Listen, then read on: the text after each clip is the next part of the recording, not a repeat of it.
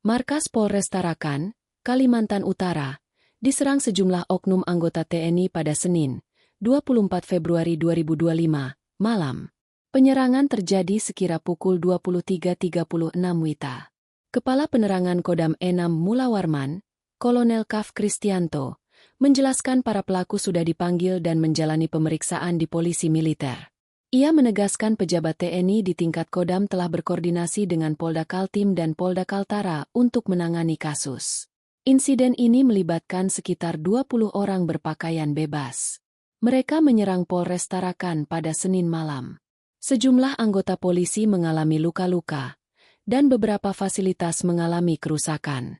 Penyerangan oleh sejumlah oknum anggota TNI di Mapolres Tarakan diduga berawal dari perselisihan antara oknum anggota TNI dan Polri di sebuah kafe 2 hari sebelumnya.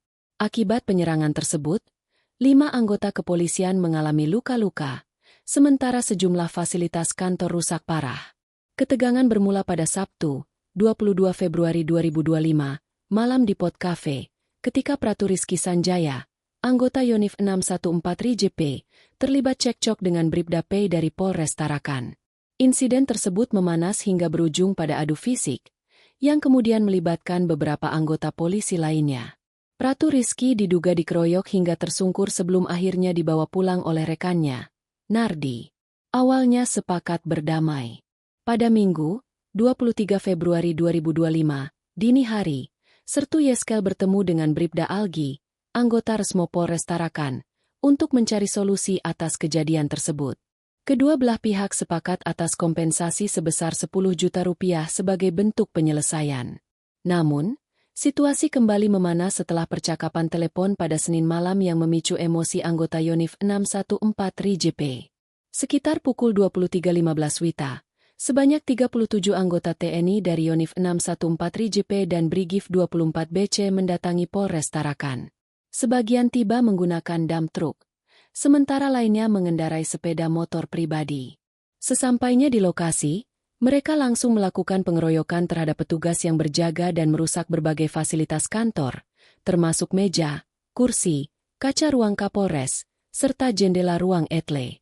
Setelah penyerangan itu, 6 polisi yang bertugas di SPKT, Sentrea Pelayanan Kepolisian Terpadu, Mako Polres Tarakan alami luka, kini masih dirawat di RSUD Dr. Jusuf SK.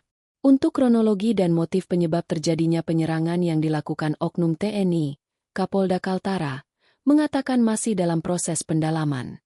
Ditanya mengenai kronologi yang sudah beredar luas di media sosial, pihaknya menjawab normatif.